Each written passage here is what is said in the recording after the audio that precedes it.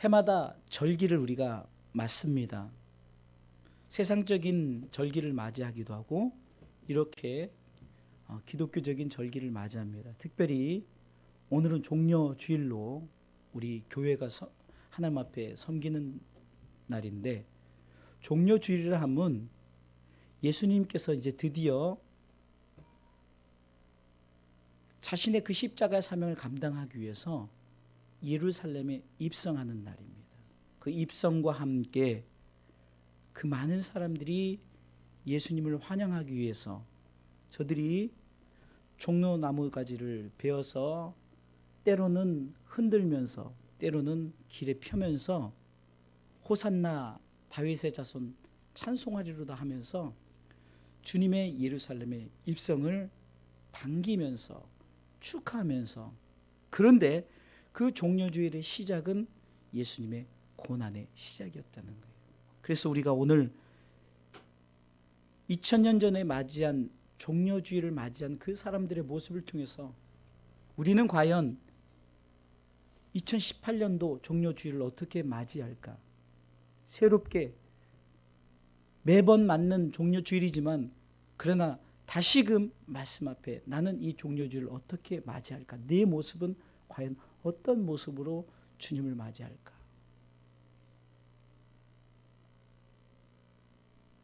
말씀이 문자적으로 오는 것이 아니라 말씀이 내 삶에 들어올 수 있도록 여러분들 오늘 말씀 앞에 다시 한번 성령의 마음과 성령님이 우리 가운데 주시고자 하는 그 메시지를 귀를 열어 들으시기를 주님의 이름으로 축원합니다.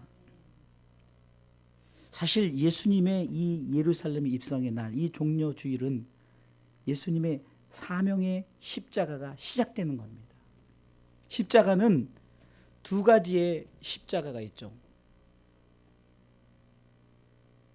하나는 내가 잘못해서 지는 십자가 있어요.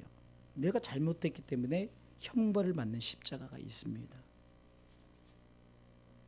또 다른 하나는 내 잘못이 아닌데 남의 잘못을 대신하여 지는 십자가가 있다는 거예요. 여러분들, 우리 가운데 주신 이 사명의 십자가가 내가 잘못해서 지는 사명의 십자가는 당연한 겁니다. 그러나 우리 예수님은 온 인류를 대신하여서, 온 인류의 죄를 대신하여서 지는 사명의 십자가였다는 겁니다. 그러기에 예수님의 이 예루살렘 입성, 특별히 종려주일은 우리에게는 굉장히 다시 한번 우리가 이 주일을 맞이하면서 우리가 앞으로 여러분들의 가족 전도를 위해서, 여러분들의 지인 전도를 위해서 어떻게 내 모습을 어떻게 가져야 할까를 생각하는 것, 이것이 굉장히 중요하기 때문에 오늘 종려주일을 통해서 여러분들이 말씀을 잘 받으시길 다시 한번 주님의 이름으로 축원합니다. 오늘 본문에는 크게 보면은 두 분류의 모습이 나옵니다. 첫 번째 분류는 십자가를 지시러 가시는 예수님의 이 첫 발걸음이에요. 바로 예수님에 대해서 나오죠. 또 한 분류는 구원을 갈망하는 사람들이 나와요. 크게는 이 두 분류로 나옵니다. 어쩌면은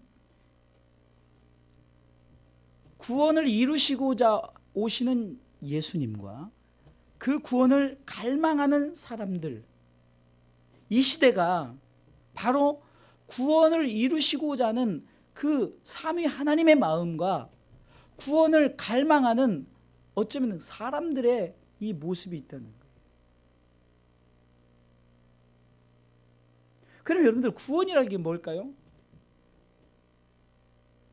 세상의 구원은 내게 필요한 것을 채워주는 것, 내가 지금 돈이 없을 때 물질을 채워주는 것이 구원이고, 내가 건강하지 못할 때 건강을 채워주는 것이 구원이죠. 내 자녀들이 잘못된 길을 가고 있는데 내 자녀들이 올바른 길로 가는 것이 구원일 수 있지만, 항상 우리가 성경을 보는 우리가 영적인 각도는요, 이 문제가 죄에 대한 문제라는 것을 반드시 기억하시기 바랍니다. 지난번에 금요일 날 문둥병자가 마음의 소원을 가진, 그래서 그 마음의 소원을 때 고침받은 말씀을 금요일 날 제가 말씀을 전했어요. 문둥병자를 얘기하고자 한 것이 아니라 문둥병자의 상황 속에서는 무엇입니까? 바로 문둥병자는 격리됐어요.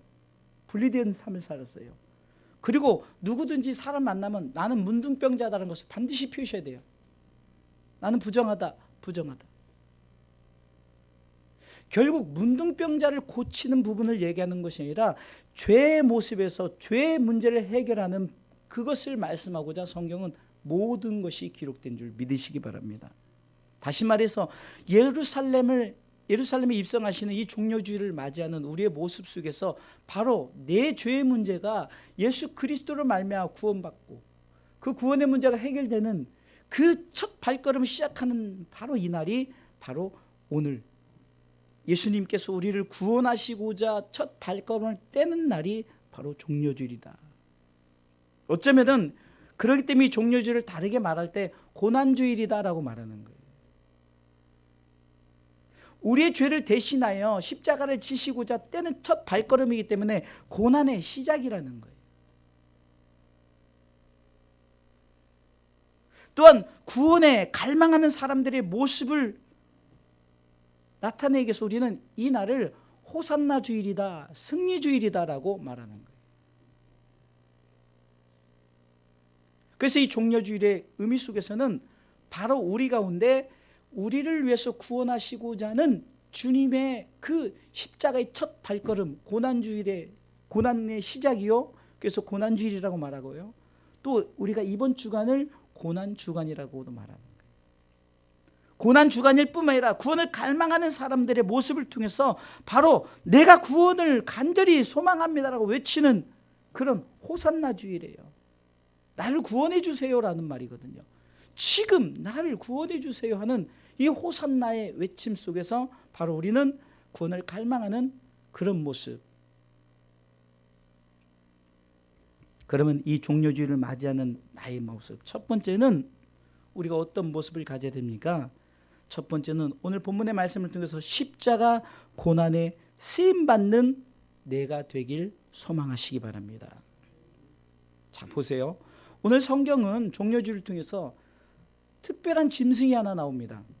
여러분 아다시피 나귀란 짐승이 나오는데 오늘 본문의 2절 말씀을 읽어볼까요? 큰 소리로 함께 합독합니다. 소리내서 2절 말씀을 다 같이 읽습니다. 이르시되 너희 맞은편 마을로 가라. 곧 매인 나귀와 나귀 새끼가 함께 있는 것을 보리니 풀어 내게로 끌고 오너라. 아멘. 자, 매인 나귀와 나귀 새끼가 함께 있다. 어쩌면은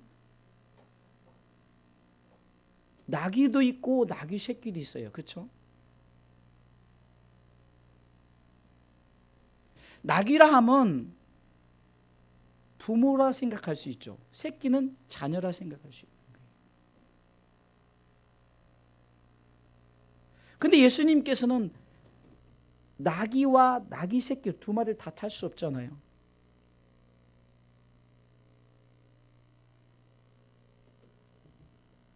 나귀 새끼를 탔다고 성경은 분명히 말합니다. 그 근거를 볼 때 나귀 새끼가 갈 때 어미 나귀가 어쩜 부모 나귀가 함께 동행했음을 알 수가 있습니다.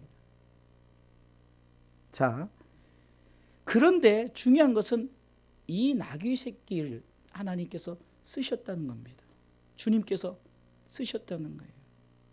오늘 성경은 이렇게 말하고 있죠. 3절 다 같이 읽습니다.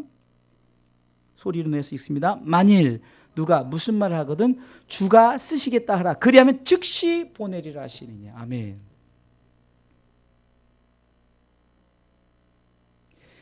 우리가 하나님 앞에 쓰임받기를, 하나님의 고난에 동참하기를, 이 종려주일은 바로 그런, 여러분들이 어떤 모습을 가지고 나가야 됩니까? 주님, 이 종려주일에 주님과 함께 내가 함께 쓰임받기를 원합니다. 할렐루야. 여러분들은 혼자가 아닙니다. 오늘 성경 분명히 나귀와 나귀 새끼라고 그랬어요. 다시 말해서 여러분들이 온 가족이 하나님 앞에 쓰임받기를 갈망하십시오. 나만 예수 믿고 나가는 것이 아니라 온 가족이 하나님 나를 사용하여 주옵소서. 우리 가족을 사용하여 주옵소서. 이 사명의 십자가는 주님만 지는 것이 아니라 나도 동참하는 겁니다. 주님이 십자가의 고난에 가는 그 길에 주님, 내가 주님과 동행하겠습니다. 나를 사용하여 주옵소서. 어쩌면은 나귀 새끼라면 여러분 얼마나 연약합니까? 나는 연약한 존재입니다. 그냥 나귀만 봐도 타는 짐승 중에 연약하잖아요. 말을 타든지 최소한 낙타를 타든지 뭔가 건장한 튼튼한 그런 짐승이 아니라 아주 연약한 나귀 새끼. 그런 하나님은 연약한 자를 통해서 하나님 쓰시는 거예요. 우리가 보기엔 하나님이 연약하시지만, 저와 여러분들이 보기엔 연약하지만 여러분들 통해서 주님의 십자가의 고난에 동참케 하며 여러분들과 함께 주님은 이 길을 가기를 원하시는 줄 믿으시기 바랍니다. 왜 오늘 성경은 구태여 예수님이 입성하실 때 도보로 가실 수도 있고 좀 더 멋있는 금마차를 타고 갈 수도 있고 마차를 타고 갈 수도 있어요, 최소한. 그런데 왜 나귀 새끼와 함께 예루살렘에 입성했을까? 그것은 주님은 마태복음 16장 24절에도 예수님께서도 이렇게 말씀하고 있습니다. 아무든지 나를 따라오려거든 자기를 부인하고 자기 십자가를 지고 나를 쫓을 것이니라. 우리 자신이 주님과 함께 할 때는 나는 아무것도 아닙니다. 나는 연약합니다. 나는 부족합니다. 고린도전서 15장 9절로 10절에도 사도 바울이 이렇게 고백합니다. 나는 사도 중에 지극히 작은 자라. 스스로 나의 연약함을 고백합니다. 스스로 나는 부족합니다. 그런데 육적으로 볼 때는요, 그가 연약한 것이 아니라 내가 하나님의 교회를 핍박하였으므로, 사도행전 9장의 1절에 보면요, 얼마나 살기가 등등한지, 그리고요 그가 개종했음에도 불구하고 제자들이 그가 개종했다는 그 사실을 믿지를 않았어요. 얼마나 무서운 자인지, 이 사울이라는 자가 얼마나 무섭게 예수 믿는 자를 핍박하는지. 작은 자가 아니라 엄청 큰 자입니다. 이름 자체가 사울, 나는 큰 자라는 거예요. 나는 대단한 자라는 거예요. 나는 야망이 있고 욕심 있는 자라는 거예요.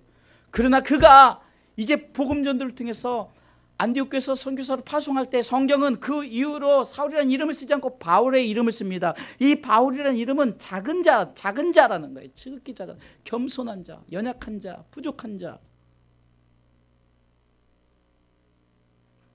우린 연약합니다. 부족합니다. 그러나 주님과 함께 할 때는 그 예수님의 십자가의 고난에 동참으로 말미암아 놀라운 기적의 역사가 일어난 줄 믿으시기 바랍니다. 나귀만 간 것이 아니라 나귀 새끼도 함께 했습니다. 나귀 새끼를 쓰셨어요. 연약한 자를 쓰십니다. 연약한 여러분들을 통해서 여러분들 온 가족을 함께 하나님은 지금도 쓰시기를 원하신 줄 믿고, 저와 여러분들이 온 가족과 함께 종려주의를 맞이할 수 있도록 여러분들이 끊임없이 가족 전도를 위해서 애쓰시길 주님의 이름으로 축원합니다. 성경은 고린도전서 15장 10절에 이렇게 말합니다. 그러나 나의 나 된 것은 하나님의 은혜로 된 것이니. 자, 한번 읽어볼까요? 읽습니다. 그러나 나의 나 된 것은 하나님의 은혜로 된 것이니 내게 주신 그의 은혜가 헛되지 아니하여 내가 모든 사도보다 더 많이 수고했으나 내가 아니요 오직 나와 함께 하신 하나님의 은혜로다. 아멘. 우리가 주님과 함께 이 십자가의 고난의 길에 동참하는 것이 비록 연약하고 부족하지만, 그런 하나님은 우리를 통해서 놀라운 기적의 역사를 이루는 줄 믿으시기 바랍니다. 이것이 은혜라는 거예요. 나와 함께 하신 하나님의 은혜다.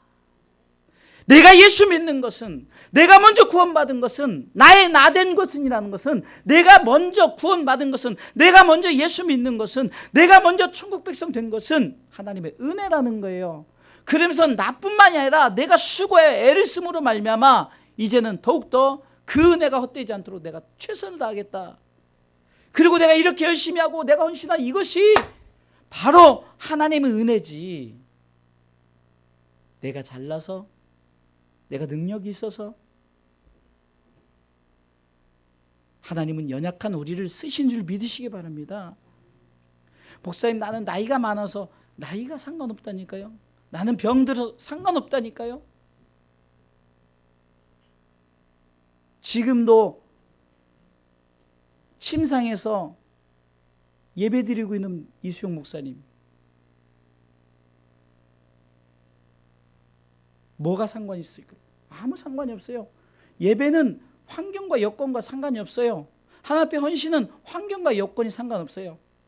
몸이 움직이지 못하는 그런 분들에게는 그 안에서 기도할 수 있도록, 몸을 움직일 수 있는 사람은 더욱더 열정을 갖고 헌신의 예배 드릴 수 있도록. 그런데 우리는 몸을 움직임에도 불구하고 움직이지 않는다. 그럼 우리 사명을 감당하지 못하는 거예요. 주님이 지금 주가 쓰시겠다 하라는 이 말씀 속에, 주님, 내가 여기 있나이다. 나를 사용하여 주옵소서. 내 가족 전도를 위해서, 방주를 들어가게 하기 위해서 하나님 나를 사용하여 주옵소서. 주님, 나를 사용하여 주옵소서. 사지가 멀쩡한데, 정신이 멀쩡한데 왜 우리가 하나님 앞에 쓰임 못 받을까요? 우리는 얼마든지 쓰임 받을 수 있습니다. 나는 돈이 없어요. 네가 돈 갖고 한다고 하지 말라. 돈으로 구원하는 것이 아니다. 건강이 없으니까 건강으로 구원하는 것이 아니라는 거예요. 왜 나귀 새끼를 우리 가운데 말씀으로 우리 가운데 보여줬을까요? 짐승 중에 가장 연약하고, 그것도 새끼, 걸음도 느리고 힘도 없고. 사랑하는 성도 여러분, 이 종료주의를 맞이하는 저와 여러분들의 모습 속에서 이 십자가의 고난에 쓰임받는 내가 되길 주여 원하신다면 나를 사용하여 주옵소서. 주님, 나를 쓰시옵소서. 주님이 가신 그 길에 내가 동참하겠습니다라는 마음을 가지고, 주님이 이 땅에 무엇을 하러 오셨다고요?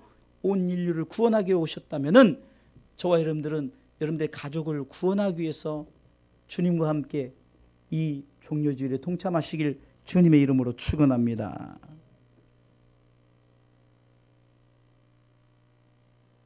두 번째, 우리가 종료주일을 맞이하는 나의 모습, 겸손함으로 사명을 감당하십시오. 5절 말씀 보겠습니다. 다 같이 읽습니다. 시온 딸에게 이르기를 내 왕이 내게 임하나니 그는 겸손하여 낙이 곧 멍에 매는 짐승의 새끼를 탔도다 하라 했느니라. 아멘. 오늘 성경이 이런 말입니다. 왕이 우리 가운데 임했다. 왕. 마태복음은 우리 가운데 오신 예수님이 왕으로 오셨다는 것을 분명히 말하고 있죠. 그런데 왕이 무엇을 타고 하세요? 왕이 화려한 금마차를 타고 온 것이 아니요, 화려한 호위병들과 온 것이 아니라 어떻게 보면은 초라하게, 아주 연약하게 낙이 새끼를 타고. 그런데 그분은 그러한다 할지라도 왕입니다.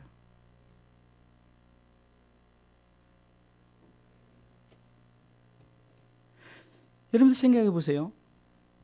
왕으로 오신 이 예수님이란 말이에요. 그런데 그분은 왕으로 오셨지만 그는 군림하러 온 것이 아닙니다. 우리를 구원하시려는, 그래서 메시아란 말입니다. 메시아. 그분의 이름조차가 우리를 구원하러 오신 예수님이란 이름이, 우리가 죄졌는데 그 죄지은 백성을 구원할 자란 말이 예수란 말이에요. 근데 그분이 어떤 분이라고요? 왕이십니다. 할렐루야. 근데 왕이신 그분이 그렇게 겸손함으로 오셨다는 거예요. 그렇다면은 우리가 동행하는, 우리가 함께하는, 우리가 영적인 나귀 새끼에 우리가 그 사명을 감당하는 우리도 마찬가지로 겸손함으로 우리가 사명을 감당하시길 주님의 이름으로 축원합니다. 여러분들, 왕으로 오신 분의 이 초라함을 생각해 보세요. 성경은 이사야 9장 6절에도 평강의 왕이요, 평강의 왕으로 오셨습니다.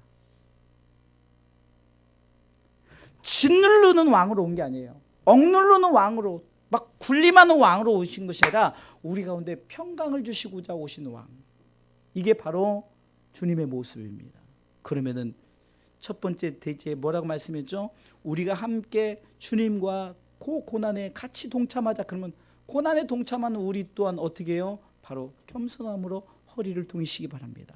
겸손함으로 이 사명을 감당하시길 주님의 이름으로 축원합니다. 내가 어떤 큰 힘이 있어서 하나님이 쓰시는 것이 아니라는 거예요. 하나님이 쓰신 이유는 단 한 가지입니다. 겸손함이에요. 겸손함. 나는 연약합니다. 나는 부족합니다. 그러나 내게 능력 주시는 자 안에서 내가 모든 것을 할 수 있습니다. 바울의 빌립보서 4장 13절 고백처럼. 내가 하는 것이 아니라 그 능력이 내게 임할 때 내가 하는 것이죠. 나는 아무것도 아닙니다.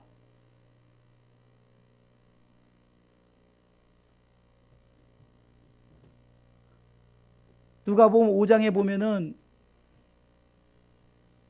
베드로가 그물을 내고 고기를 잡았는데 밤새 잡았는데 허탕을 친 거예요. 그저 철수하려고 하는데 주님이 오셔서 야, 저 깊은 곳에 가서 그물을 내리라. 그 말씀 앞에 이 베드로는 지치고 말도 안 되는 상황이지만 내가 어부로서 경력이 얼마인데 당신은 가르친 선생이고 그럼에도 불구하고 5절 말씀에 주의 말씀에 의지하여 내가 깊은 곳에 그물을 내리리다.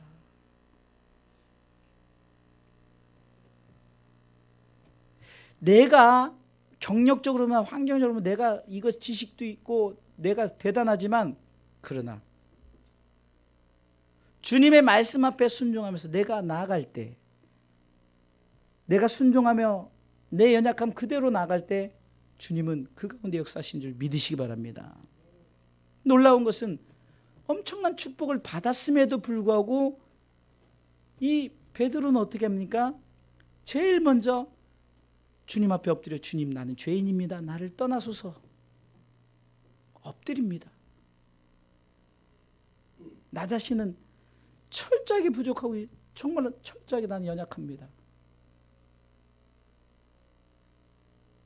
더 놀라운 것은 어느 정도 겸손이냐 엄청나게 많은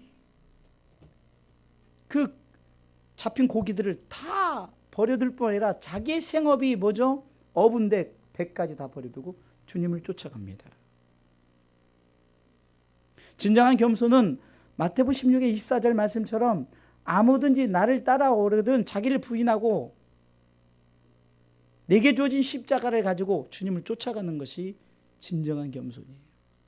주님과 함께 동행하는 것, 주님의 모습을 닮아가는 것, 주님과 같이 나는 한없이 연약하지만 주님과 함께 할 때 나는 놀라운 구원의 역사를 이룰 수 있습니다. 믿음을 가지고 겸손함으로 허리를 동이시길 주님의 이름으로 축원합니다.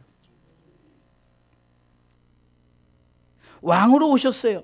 많은 사람들이 볼 때는 왕으로 오셨기 때문에 야 뭔가 우리 가운데 이제는 새 나라 새 통치를 이룰 것이다 하면서 기대를 했겠죠. 다시 말해서 정치적 구원자, 우리가 정말 힘들고 어려운 이런 지배를 받는 민족 속에서 우리를 구원할 자인 정치적 메시아로 그런 왕으로 생각했는데 그것이 아님을 보여주기 위해서 왕이시긴 한데 나귀를 타고 왔어요. 군대를 거느리고 간 것이 아닙니다. 아니 왕으로 왔으면 군대를 와서 로마 그 우리를 압자고 핍박하는 저들을 완전히 진멸시키는 막 군대를 일으키고 와야 되는데 나귀를 타고 와요. 이게 무슨 싸움이 되겠습니까? 예수님은 내가 정치적 메시아로 온 것이 아닌 것을 온전한 영적인 구원자 이것을 분명히 말씀하시기 위해서 나귀를 타고 예루살렘에 입성을 했어요. 나는 싸우려고 온 것이 아니다. 평화를 주기 위해서 왔다. 그러게 우리는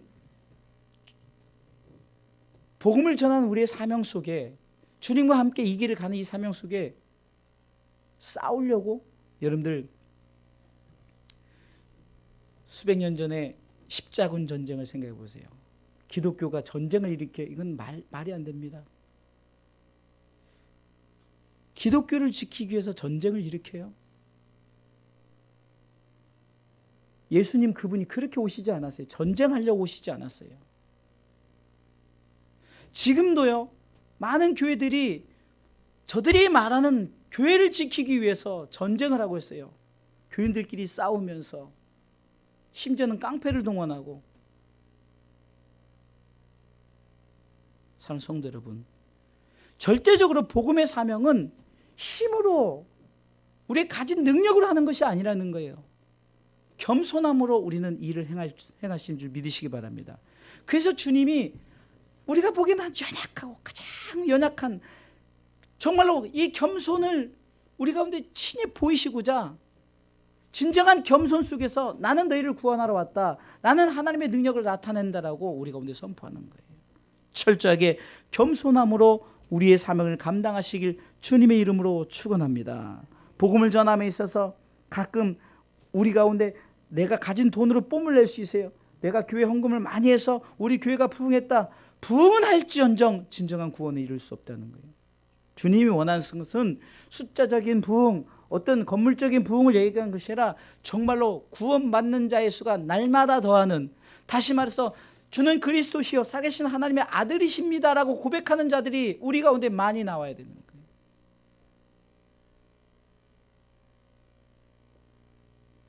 우리가 교회가 커지면 커질수록, 우리 교세가 늘어나면 늘어날수록 겸손이 쉽딜까요? 더 어렵죠. 우리 주사랑교도 아마 막 교회 건물 세우고 이러면 우리 성도들 목에 굉장히 많이 힘주고 다닐 것 같아요. 그러지 마세요. 철저하게 겸손함으로 우리는 사명을 감당하시길 주님의 이름으로 축원합니다.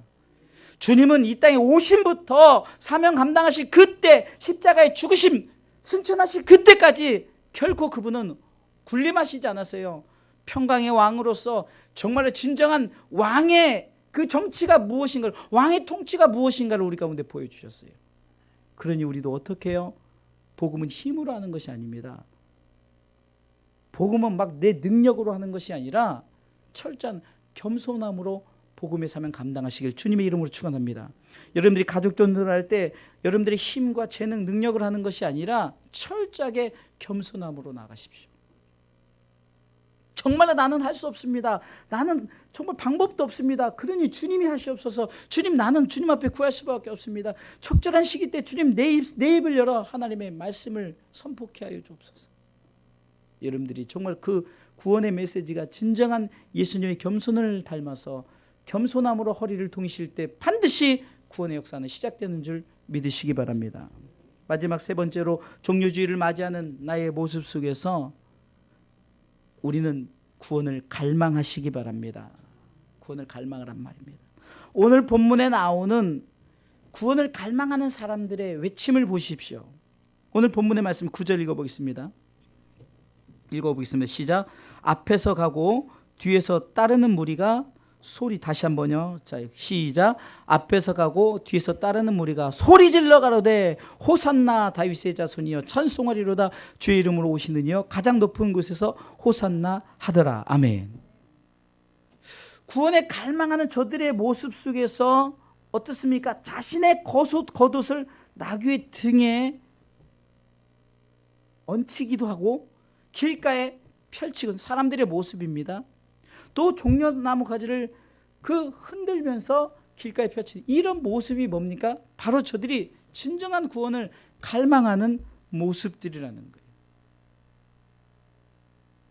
그런데 우리가 여기서 저들이 구원은 뭡니까? 바로 그 로마의 압제에서 우리를 해방시켜주는 구원입니다. 이것도 우리가 영적인 의미로서는 맞아요. 우리가 영적인 지금 사단의 그 권세 앞에 우리를 해방시켜서 우리를 바로 그 죄에서 구원받고 하나님의 나라의 백성을 삼는 것, 이 영적인 의미도 맞아요. 그런데 우리가 이것을 육으로 생각하면 안 된다는 거예요. 주님, 나를 구원해 주세요가, 주님, 내가 지금 너무나 지지를 못 사는 사글세를 살고 있는데 제발 집 좀 사게 해주세요. 이것이 아니라는 거예요. 주님, 내가 맨날 당뇨병을 힘들고 내 눈이 아프고 그런데 이거 고쳐주세요. 이것이 아니라는 거예요. 여기서 말하는 구원은 주님, 내 영혼이 구원받은 것처럼 우리 가족들이 구원받아서 정말 하나님의 나라의 백성 될 수 있도록 먼저는 구원받은 내가 돼야 돼. 구원받은 나 자신이. 우리 주사랑 교회 성도님들이 지금 구원 못 받아서 제가 이 설교를 하는 것이라, 구원 받았다면은 여러분들뿐만 아니라 더욱더 여러분들의 가족들이 구원받기를 위해서 다시금 나와 함께 하나님의 나라 가기를 위해서 갈망하시고 소원하시면서 호산나 다윗의 자손, 그분을 찬송하시길 주님의 이름으로 축원합니다. 이 호산나란 말은요, 그 히브리어 음역에서 나온 건데 호세이나, 다시 말해서 호산나라는 것은 나란 뜻은 지금입니다. 지금 구원해 주세요라는 거예요. 지금 구원. 호세이나는 바로 예수님을 말하는 거예요. 예수와. 그럼 예수님은 이름 자체가 구원주죠. 마태복음 1장 21절에 이는 죄에서 자기 백성을 구원할 자이심이라.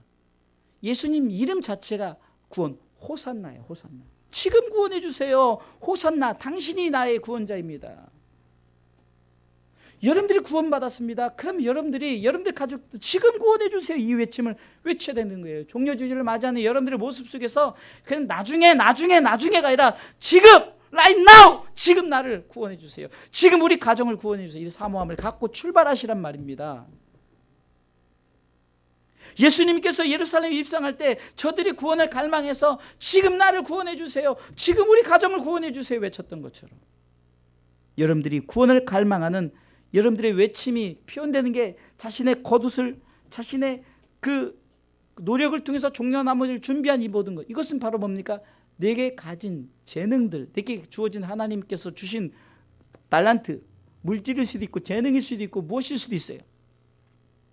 이것을 가지고 주님, 나를 구원해 주세요. 우리 가정을 구원해 주세요라고 종려나무 가지를 흔들듯 여러분들의 가진 달란트를 여러분들에게 드리면서 주님, 우리 가정 구원해 주세요. 주님, 나를 세워주세요. 여러분들이 자신 겉옷을 땅에 깔기도 하면서, 그리고 종려나무를 흔들면서 주님, 지금 나를 구원해 주세요. 지금 우리 가정을 구원해 주세요. 할렐루야. 자, 한번 같이 해봅시다. 지금 나를 구원해 주세요. 손도 흔들으세요. 종려나무까지 흔들었으니까. 지금 나를 구원해 주세요. 아멘. 지금 우리 가정을 구원해 주세요. 확신을 갖고 하십시오. 여러분들이 구원하는 게 아니라니까요. 여러분들은 메신저예요. 광야에서 외치는 세례 요한은 뭐라고 말했습니까? 나는 소리요라고 말했어요. 내가 구원주요가 아니라서, 내가 구원자요가 아니라 나는 소리요, 스피커란 말입니다. 얘는 소리만 낼 뿐이지 내 음성을 전달하는 거지 얘가 소리를 내는 것 뿐이에요. 우리는 소리만 내는 것 뿐이에요. 그 역사는 하나님이 하십니다. 할렐루야. 고린도전서 3장 6절에 나는 심었고 아볼로는 물을 줬고 오직 자라나게 하시는 이는 하나님이시니, 그런데도 내가 이렇게 소리 사명을 감당했더니 각각 상을 받겠다라고 말합니다. 각각 상을 받겠다고. 할렐루야.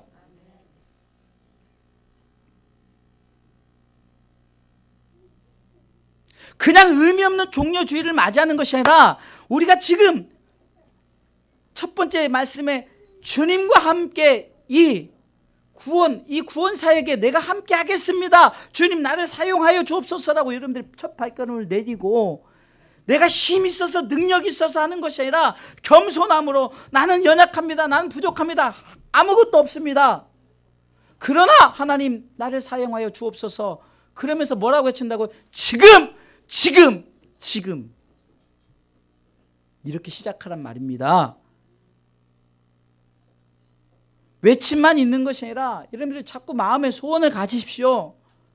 너희 안에서, 빌립보서 2장 13절, 너희 안에 행하시는 이는 하나님이시니, 하나님께서 우리 가운데 일하시고 계세요. 자기 기쁘신 뜻을 위하여 하나님의 그 영광, 구원받은 자들 날마다 더하게 하시는 그 뜻을 위해서 날마다 너희에게 소원을 두고 행하게 하신다 그래요. 할렐루야. 하나님의 소원은 뭐라고요? 세 가지.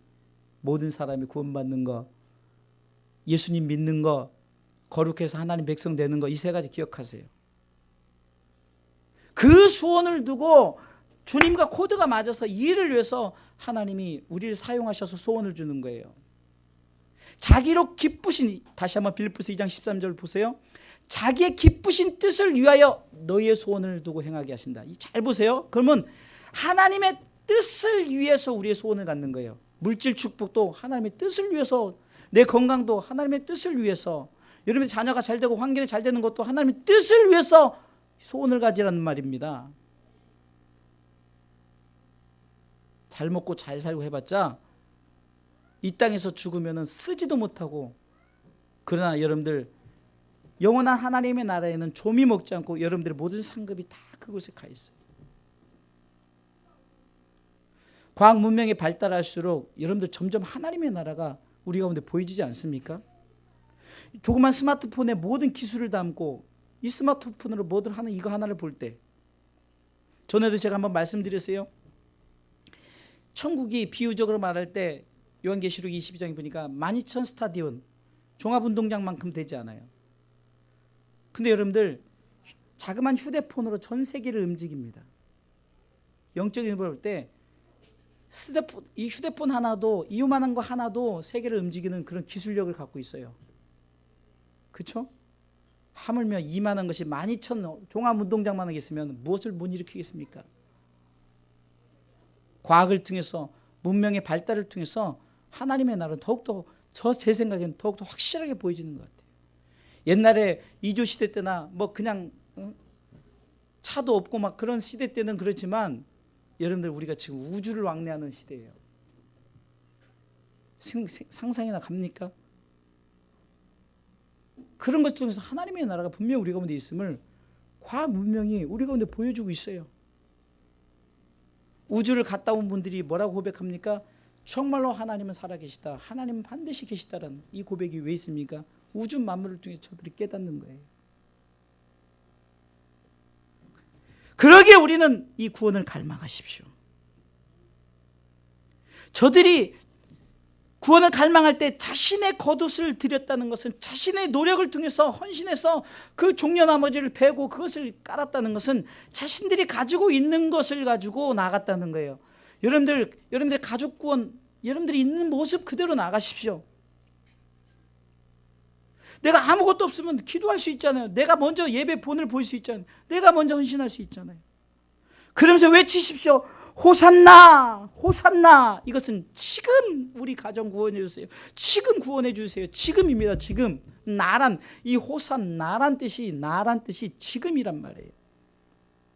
그러면서 말합니까? 다윗의 자손이여라는 것은 예수님에게 간절히 예수님을 말합니다. 지금 구원해 주세요. 예수님이여, 지금 구원해 주세요. 주여, 주여, 주여, 주여. 할렐루야. 여기서 구원은 세상의 구원을 말하는 것이 아니라고 말했잖아요. 바로 세상의 통치의 구원이 아니라 바로 하나님의 구원, 곧 하나님의 나라의 통치의 구원을 말하는 거예요. 주님, 우리 가정 구원해 주세요. 이것은 세상에서 예수 믿고 잘 먹고 잘 사는 것을 위해서 구원받게 하는 것이라, 저들도 하나님의 나라의 통치를 받는 하나님 나라의 백성 되기를 위해서 여러분들 갈망하십시오. 자꾸 이렇게 안 하고 자꾸 세상의 구원을 외치니까, 아니 우리 자녀들이 교회 다니는데 왜 더 잘 되지 않고 왜 잘못되고 또 이런 일이 생기고 문제가 생기고 힘들고 어려울까? 이것은 세상적인 구원, 그것을 아직도 못 이뤄서 그렇기 때문에 시험 들고 낙심도 낭망되지만, 그러나 마음의 천국을 잃어보세요. 하나님의 나라는 먹고 마시는 것이 아니라 의와 평강과 희락이라는 거예요. 마태복음 5장부터 해서 예수님께서 비유하실 때도 복 있는 자는 영적인 마음이 청결하죠, 심령이 가난하죠, 이런 걸 얘기했죠. 너희가 뭐 돈이 많은 자, 너희 뭐가 있는 자, 권력이 있는 자는 복이 있다 그랬어요.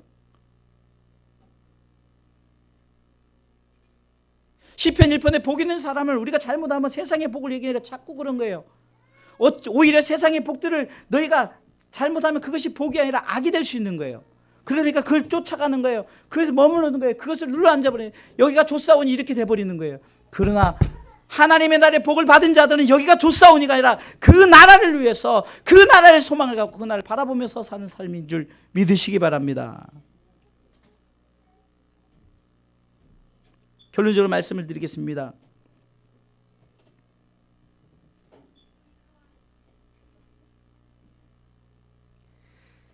오늘 10절과 11절을 읽어보겠습니다. 다 같이 읽어보겠습니다. 10절 11절 있습니다. 예수께서 예루살렘에 들어가시니 온 성이 소동하여 이르되 이는 누구뇨 하거늘 무리가 가로되 갈릴리 나사렛에서 나온 선지자 예수라니라. 아멘. 자, 오늘 본문의 말씀은 다시 한번 10절 잘 읽어보세요. 예수께서 예루살렘에 들어가시니, 이제는 우리가 첫 번째 대지의 말씀, 두 번째 대지의 말씀, 세 번째 대지의 말씀을 생각하면서 이제 예루살렘에 입성을 했어요. 그랬더니 온 성이 소동했어요. 온 성이 소동해서 누구냐? 그때 많은 사람들이 뭐라고 해요? 11절 갈릴리 나사렛에서 나온 선지자 예수라 하시니라. 아멘. 여러분, 갈릴리 나사렛이라는 것은 아주 지극히 작은, 나사렛 동네는 요즘으로 말하면 저 시골 동네예요.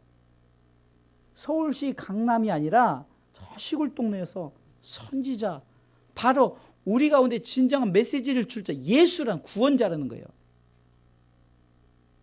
여러분들이 하는 것이 아니라 하나님이 주님, 내가 주님과 함께 이 고난의 길에 동참하겠습니다. 이 복음의 길에 동참하겠습니다. 그러면서 겸손으로 내가 가진 능력으로는 것이 아니라 주님, 나는 연약하고 부족하지만 그러나 주님 나를 사용하여 주옵소서. 겸손으로 허리를 동이며 나가면서 여러분들의 마음에서 외침이 나 자신이 있는 것 가지고, 내가 지금 이것이 있으면 이것 가지고, 내가 금덩어리가 있으면 금덩어리 가지고, 내가 아무것도 없으면 아무것도 없는 그것 가지고 내가 하나님 앞에 뭐라고요? 지금 나를 구원해 주세요. 지금 우리 가정을 구원해 주세요. 나가면은 이제 조만간에 여러분들의 가정 속에 온 성에 예수란 이름이 저들에게 이제 온전히 나타내져서 예수 이름을 통해서 구원받는 자의 수가 날마다 더 놀라운 역사가 일어나는 줄 믿으시기 바랍니다.